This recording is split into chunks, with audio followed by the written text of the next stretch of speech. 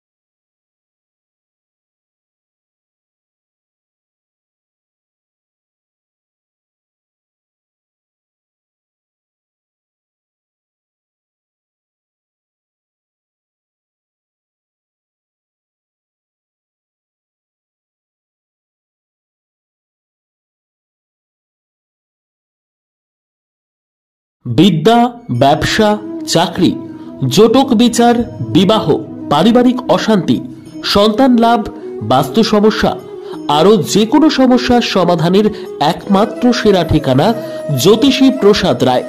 আর দেরি না করে আজই চলে আসুন প্রসাদ রায়ের কাছে।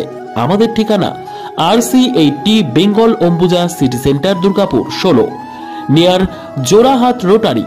ফোন নম্বর 7407250555 অথবা 9064620441।